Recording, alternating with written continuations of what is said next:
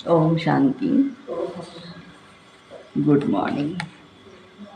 प्यारे मीठे बाबा के आज 7 फरवरी 2023 के अनमोल महावाक्य सुनते हैं। मीठे बच्चे, इस समय तुम्हें निराकारी मत मिल रही है। गीता शास्त्र निराकारी मत का है, साकारी मत का नहीं है। गीता शास्त्र निराकारी मत का शास्त्र है, साकारी मत का नहीं है। ये बात सिद्ध करो। आज का प्रश्न है, कौन सी गुह्य बात बड़ी युक्ति से फर्स्ट क्लास बच्चे ही समझा सकते हैं? उत्तर है, यह ब्रह्मा ही श्री कृष्ण बनते हैं। ब्रह्मा को प्रजापिता कहेंगे, श्री कृष्ण को नहीं। निराकार भगवान ने ब्रह्मा मुख से ब्राह्मण रचे हैं। श्री कृष्ण तो छोटा बच्चा है। गीता का भगवान निराकार परमात्मा है। श्री कृष्ण की आत्मा ने पुरुषार्थ करके यह प्रारब्ध पाई है। यह बहुत गुह्य बात है जो फर्स्ट क्लास बच्चे ही युक्ति से समझा सकते हैं। 20 नाखून का जोर देकर ये बात सिद्ध करो, तब सर्विस की सफलता होगी। गीत है आज का, कौन आया मेरे मन के द्वारे। ओम शांति। बच्चों ने सुना, यह आँख नहीं जान सकती किसको? भगवान को। यह आँखें श्री कृष्ण को जान सकती है, दिखाई देता है, साकार में है, बाकी भगवान को नहीं जान सकती है। आत्मा ही परमात्मा को जान सकती है। आत्मा मानती है हमारा परमपिता परमात्मा निराकार है। निराकार होने के कारण इन आँखों से न देखने के कारण इतनी याद ठहरती नहीं है। क्यों याद नहीं ठहरती है? क्योंकि निराकार है, दिखाई नहीं देते हैं। यह निराकारी बाप निराकारी बच्चों को कहते हैं, तुमको निराकारी मत मिलती है। आज पूरा अंडरलाइन है इस वर्ड पर, निराकारी मत। निराकारी मत का ही शास्त्र है भगवत गीता। ये बात 20 नाखून का जोर लगाकर हमें सिद्ध करनी है। तो गीता शास्त्र है निराकारी मत का, साकारी मत का नहीं। गीता धर्मशास्त्र है ना, इस्लामियों आदि का भी धर्मशास्त्र है। इब्राहिम ने उच्चारा, बुद्ध ने उच्चारा, क्राइस्ट ने उच्चारा, जो धर्मशास्त्र बने हैं उन्होंने तो चित्र है। गीता जो सर्वशास्त्र शिरोमणि है, उसके लिए मनुष्यों ने श्री कृष्ण का चित्र दिखा दिया है। परंतु बाबा समझाते हैं, यह है रॉन्ग। गीता मैंने उच्चारी, मैंने राजयोग सिखाया और स्वर्ग की स्थापना की। इतनी ताकत है गीता में नई दुनिया स्थापन करने की। मैं हूँ निराकार परमपिता परमात्मा। मैं तुम सर्व आत्माओं का बाप, मनुष्य सृष्टि का बीज रूप हूँ। मुझे ही वृक्षपति कहा जाता है। मैं तुम सर्व आत्माओं का बाप, मनुष्य सृष्टि का बीज रूप हूँ। श्री कृष्ण को वृक्षपति नहीं कहेंगे। परमपिता परमात्मा ही मनुष्य सृष्टि का बीज रूप क्रिएटर है। श्री कृष्ण को क्रिएटर भी नहीं कहेंगे, वृक्षपति नहीं कहेंगे, क्रिएटर नहीं कहेंगे। वे तो है सिर्फ दैवी गुण वाला मनुष्य। भगवान है एक। श्री कृष्ण को कोई सभी का परमात्मा नहीं कह सकते। बाबा कहते हैं, मैं 5000 वर्ष के बाद कल्प के संगम युग पर आता हूँ। मैं सारे सृष्टि का बाप हूँ। मुझे गॉडफादर कहते हैं। श्री कृष्ण का नाम देने से परमपिता परमात्मा को जान नहीं सकते। ये बड़ी भारी भूल कर दी है। गीता द्वारा आदि सनातन देवी देवता धर्म मैंने ही स्थापन किया है। आज बाबा जोर से उसके ऊपर अब हमें समझा रहे हैं।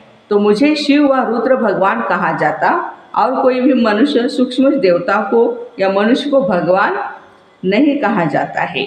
लक्ष्मी नारायण आदि को परमात्मा नहीं कहा जाता है।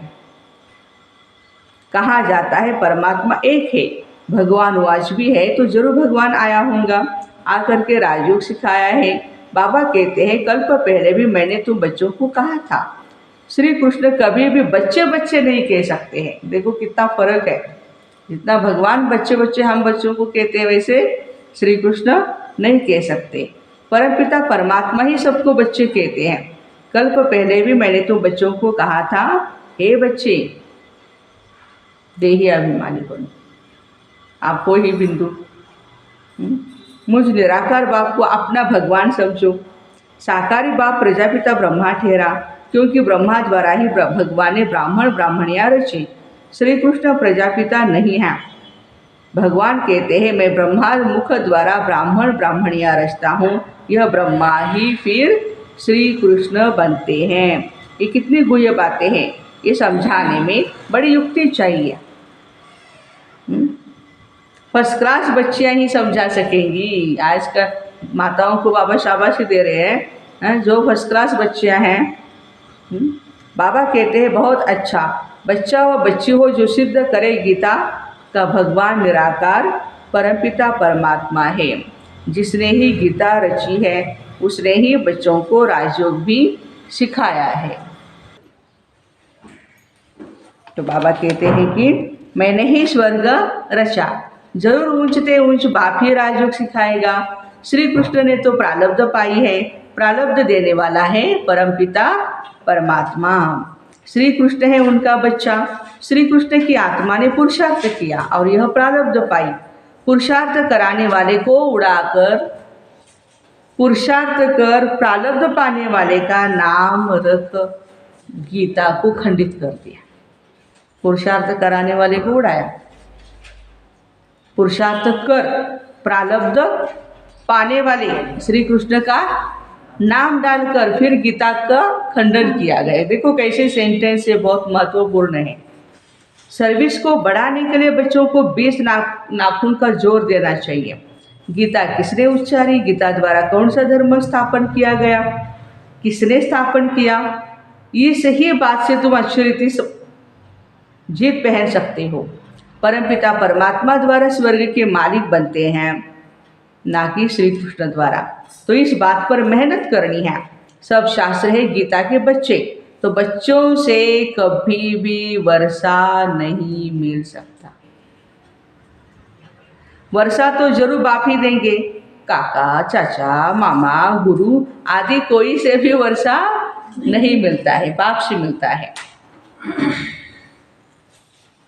बेहद के बाप से ही बेहद का वर्षा मिलता। यह लिखत ऐसे साफ लिखनी चाहिए, साफ कर लिखनी चाहिए कि समझ जाए बरोबर गीता खंडन की है, गीता को डिफेम किया गया है, इसलिए ही भारत कंगाल बन गया। क्यों कंगाल बन गया भारत? भगवत गीता को खंडित किया, डिफेम ग्लानि की, कौड़ी तुल्य बन गया। ऐसे लिखत लिखो। भारत को स्वर्ग बनाने वाला कौन? स्वर्ग कहाँ है? कलयुग के बाद सतयुग होगा तो उनकी स्थापना जरूर संगम पर होनी चाहिए। शिव भगवान आज मैं कल्प कल्प संगम युग पर पावन दुनिया बनाने आता हूँ। ऐसे सिद्ध करो जो समझे शिव परमात्मा ही सबको दुख से लिबरेट करते हैं, न कि श्री कृष्ण। गीता के भगवान को जो समझ जाएंगे वही आकर फूल चढ़ाएंगे, सभी नहीं चढ़ाएंगे। जो समझ गए हैं वो फूल बन बलि चढ़ जाएंगे, जो समझ गए हैं वो फूल बन बलि चढ़ जाएंगे। बाबा को कोई फूल देते हैं तो बाबा कहते हैं मुझे ऐसे फूल बच्चे चाहिए। देखो बाबा की बुद्धि कितने एकदम ट्रांसलेट करती है सभी को। कोई फूल दे रहा है तो क्या कहते बाबा? मुझे ऐसे फूल बच्चे चाहिए। कांटे मेरे पर बलि चढ़े तो मैं उनको अच्छा अच्छा फूल बनाऊं। बबुलनाथ तो मेरा नाम है, भगवान का नाम क्या है? बबुलनाथ। बबुल के कांटों को फूल बनाने वाला मुझे ही कहते हैं। श्री कृष्ण तो स्वयं ही फूल है, वो कांटों को फूल क्या बनाएंगे? वो तो खुद ही फूल है। वह है गार्डन ऑफ अल्लाह। सतयुग क्या है? गार्डन ऑफ अल्लाह है। यह है डेविल फॉरेस्ट। इनको फिर डीटी गार्डन बाबा बनाते हैं। तुम ही नई दुनिया के मालिक बनते हो। लक्ष्मी नारायण की डीटी डिनाइस्टी कही जाती है। ब्राह्मण कुल की डीटी डिनाइस्टी, ब्राह्मण कुल की डीटी डिनाइस्टी नहीं कहेंगे। ये ब्राह्मण कुल है। परमपिता परमात्मा ने ब्रह्मा द्वारा प्रजा रची, इसलिए इनको प्रजापिता कहते। शिव बाबा को व श्री कृष्ण को प्रजापिता नहीं कहेंगे। यह तो श्री कृष्ण पर कलंक लगाए 16,108 रानियाँ थी, वैसे तो एक भी नहीं थी।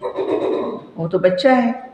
श्री कृष्ण जब बड़े होते हैं, श्री नारायण बनते हैं, तब उनकी शादी होती है श्री लक्ष्मी जी के साथ। बस एक पत्नी है, मर्यादा पुरुषोत्तम है वो, और उनके लिए क्या क्या बातें शास्त्रों में लिख दी है। ये तो प्रजापिता ब्रह्मा ने इतने सब बच्चियाँ पैदा की है, लाखों करोड़ों के अंदाज में। ब्रह्मा मुख वंशावली हम सभी बच्चे हैं। ज्ञान का सागर है ही एक परमात्मा, पाप का दंड धर्मराज देते। प्रेसिडेंट को भी बड़े से बड़ा जज कसम देंगे, राजा से कभी कसम नहीं उठवाया जाता, क्योंकि उन्हें राजा बनाता है भगवान। हाँ, देखो यहाँ की सिस्टम, प्रेसिडेंट को भी जो जज होते हैं, सुप्रीम जज, वही क्या करते हैं, प्रतिज्ञा दिलाते हैं। लेकिन राजा को कोई नहीं दिला सकता, वो है अल्पकाल के लिए। यहाँ तो बाप 21 जन्मों के लिए राज्य भाग्य देते, वहाँ कसम उठाने की बात नहीं। ये मनुष्य सृष्टि रूपी वृक्ष है, कोई जंगल वृक्ष नहीं, जंगली वृक्ष नहीं है।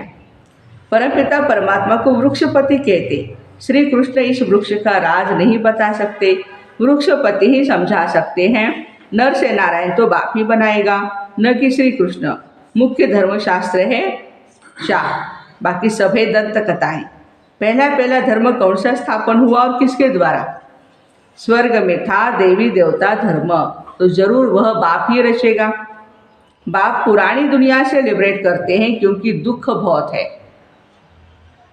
त्राही त्राही करते हैं। कल देखा ना, सुबह 4 बजे, 6 तारीख को सुबह 4 बजे तुर्की में भूकंप हुआ है। बॉम्ब नहीं, भूकंप 7 स्केल का हुआ है। अभी फिर दूसरा भूकंप हुआ, तो टोटल अभी 2000 भाई बहनों ने शरीर छोड़ा है। और तुर्की के हमारे फैमिली के बाबा के बच्चे बिल्कुल सेफ रहे हैं, सब बहुत अच्छी तरह से ऑनलाइन भी योग कर रहे हैं, और बैठे बैठे अपने अपने क्लासों में, अपने क्लास में या अपने घरों में बैठ करके बाबा के बच्चे योग कर रहे हैं। सभी आत्माओं को शांति का योगदान कर रहे हैं। तो त्राही त्राही हो रहा है। बाबा से स्वर्ग का वर्षा लेना है तो अभी लो। साधारण आदमी कोई वर्षा दे नहीं सकता, बच्चों को सर्व प्राप्ति कराने वाला है ही एक बाप। बेहद का बाप ही स्वर्ग का मालिक बनाते। ऐसे ऐसे टेम्पटेशन देनी है। जैसे शिकारी लोग कोई से शिकार कराते तो सारी तैयारी कर शिकार सामने लाकर सिर्फ उनसे शिकार कराते हैं। यहाँ शिकार कराना है माताओं से, तो बाप कहते हैं शिकार माताओं के आगे लाना है। माताएं बहुत है ना, नाम एक का बाला होता, तुम तो शक्ति सेना हो। शक्ति डिनाइस्टी नहीं कहेंगे, शक्ति सेना की मुख्य है जगदम्बा, काली, सरस्वती। बाकी चंडी का आदि उल्टे नाम भी बहुत रखे हुए हैं। तो तुम बच्चों को ऐसी बातों पर क्लियर करना है। ऊंचते ऊंच भगवान शिव है। फिर ब्रह्मा विष्णु शंकर। प्रजापिता ब्रह्मा की बेटी है सरस्वती, उनको गॉडेज ऑफ नॉलेज कहते, तो जरूर उनके बच्चों को भी गॉडेज ऑफ नॉलेज कहेंगे। अंत में विजय तो तुम्हारी ही होनी है। कोई गीता से वेदों को ज़्यादा मान देते हैं, तो भी गीता का प्रचार ज़्यादा है। बाबा कहते मैं आता हूँ संगम युग पर। श्री कृष्ण का चित्र है ही सतयुग का, फिर 84 जन्मों में रूप बदलता जाता है। ज्ञानी तो आत्मा तब बन सकते हैं जो परमपिता परमात्मा आकर आत्मा का ज्ञान देंगे। परमपिता परमात्मा है ज्ञान का सागर, उन द्वारा तुम ज्ञानी तो आत्मा बनते, बाकी सब है भक्त तो आत्मा। बाबा कहते मुझे ज्ञानी तो आत्मा बहुत ही प्रिय है। भगवद गीता में है ये शब्द, ज्ञानी तो आत्मा मुझे बहुत प्रिय है। महिमा सारी गीता की है, ध्यानी से भी ज्ञानी श्रेष्ठ है। इसलिए ध्यान की दीदार की कोई भी आश नहीं रखनी है। ध्यान ट्रांस को कहा जाता है। यह तो बाप से योग लगाना है। ध्यान में जाने से कोई भी फायदा नहीं।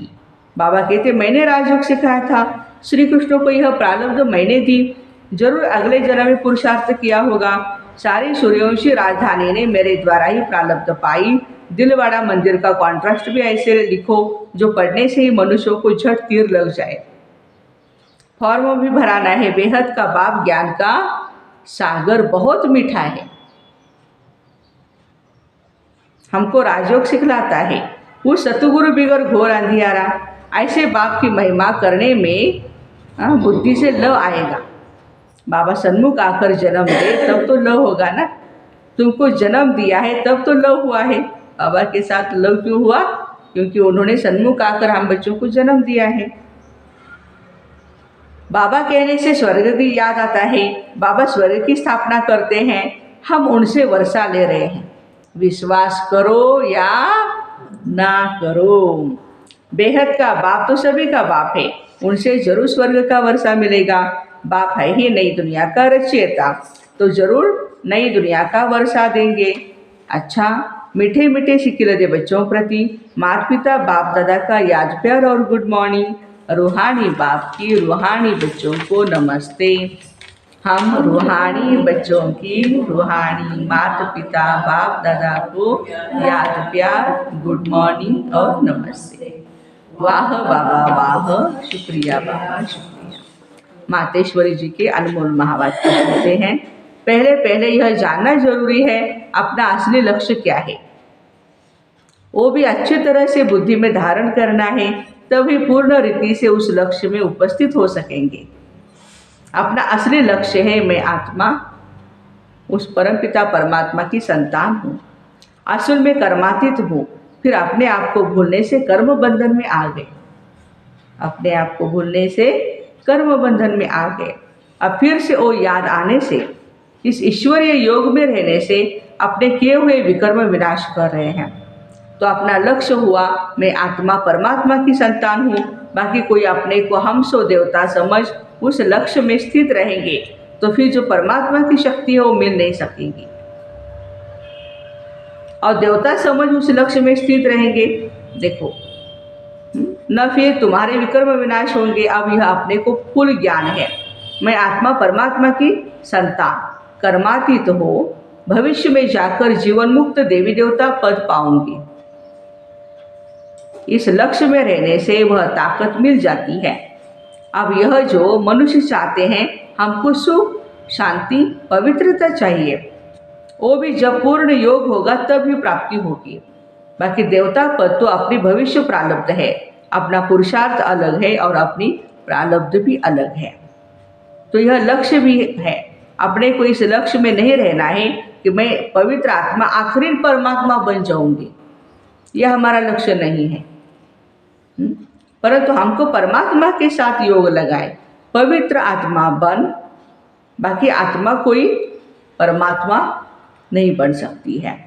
इस अविनाशी ईश्वरीय ज्ञान पर अनेक नाम धरे हुए हैं। कोई इस ज्ञान को अमृत कहते, कोई ज्ञान को अंजन कहते हैं। गुरु नानक ने कहा ज्ञान अंजन सतगुरु दिया। कोई ने फिर ज्ञान की वर्षा कहा, क्योंकि इस ज्ञान से सारी सृष्टि सब्ज बन जाती, सब्ज माना हरी भरी हो जाती है। जो भी तमो प्रधान मनुष्य है वो सतोगुणी मनुष्य बन जाते हैं, और ज्ञान अंजन से अंधियारा मिट जाता।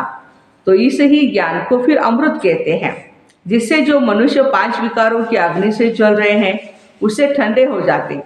देखो गीता में परमात्मा साफ कहते हैं कामेशु क्रोधेशु, उसमें भी पहला मुख्य है काम विकार, जो ही 5 विकारों में मुख्य बीज है। बीज होने से फिर क्रोध लोभ मोह अहंकार आदि झाड़ पैदा होते, उससे मनुष्यों की बुद्धि बिल्कुल ही भ्रष्ट हो जाती है। अब उस ही बुद्धि में ज्ञान की धारणा होती है, तब ज्ञान की धारणा पूर्ण बुद्धि में हो जाती है, तब ही विकारों का बीज खत्म हो जाता है, जब ज्ञान की धारणा पूर्ण हो। बाकी सन्यासी तो समझते हैं विकारों को वश करना बहुत कठिन बात है। अब यह ज्ञान तो सन्यासियों में है नहीं, तो ऐसे शिक्षा देवे कौन? सिर्फ ऐसे ही कहते हैं मर्यादा में रहो मर्यादा में रहो, परंतु असुर मर्यादा कौन सी है जो आजकल टूट गई है? कहाँ वो सतयुगी त्रेता युगी देवी देवता उनकी मर्यादा, जो गृहस्थ में रहते कैसे निर्विकारी प्रवृत्ति में रहते थे। अब वो सच्ची मर्यादा कहाँ है? आजकल तो उल्टी विकारी मर्यादा हो गई है,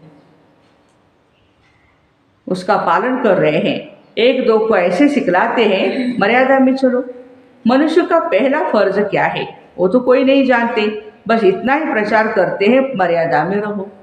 मातेश्वरी बोल रहे हैं, सभी इतना कहते हैं कि मर्यादा में रहो, लेकिन कैसे रहना, क्या करना है उसके लिए, किसके साथ कनेक्शन जोड़ना पड़ेगा, तब पवित्रता की शक्ति आएगी। कोई भी बातें नहीं जानते, मगर इतना जानते हैं मनुष्य की मर्यादा कौन सी है। मनुष्य की पहली मर्यादा है निर्विकारी बनना। अगर कोई से ऐसा पूछा जाए तुम इस मर्यादा में रहते हो, तो कह देते आजकल की इस कलयुगी सृष्टि में निर्विकारी होने की हिम्मत किसी में नहीं है। अब मुख से कहना मर्यादा में रहो और निर्विकारी बनो, इससे तो कोई निर्विकारी नहीं बन सकता। निर्विकारी बनने के लिए पहले इस ज्ञान तलवार से इन 5 विकारों के बीज को ही खत्म करना है। वो बीज है देहाभिमानी।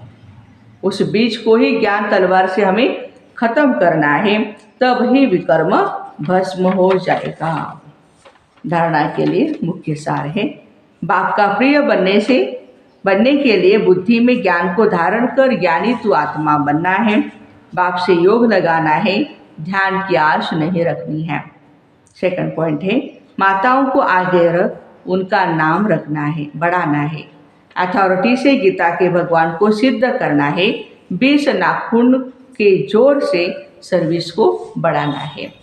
आज का वरदान है, श्रेष्ठ जीवन की स्मृति द्वारा विशाल स्टेज पर विशेष पाठ बजाने वाले हीरो पाठधारी भव। ब्रह्मा बाप ने आप बच्चों को दिव्य जन्म देते ही पवित्र भव योगी भव का वरदान दिया। जन्मते ही बड़ी माँ के रूप में पवित्रता के प्यार से पालना की, सदा खुशियों के झूले में झुलाया। सर्वगुण मूर्त, ज्ञान मूर्त, सुख शांति स्वरूप बनने की हर रोज लोरी दी। ऐसे माता पिता के श्रेष्ठ बच्चे ब्रह्मा कुमार कुमारी हो। इस जीवन के महत्व को स्मृति में रख विश्व की विशाल स्टेज पर विशेष पाठ हीरो पाठ बजाओ। वाह, आज का स्लोगन बहुत प्यारा है, बिंदु शब्द के महत्व को जान, बिंदु बन, बिंदु बाप को याद करना ही योगी बनना है। तो ऐसे श्रेष्ठ जीवन की स्मृति द्वारा विशाल स्टेज पर विशेष पाठ बजाने वाले हीरो पाठधारी भाई बहनों को ओम शांति। Have a nice day.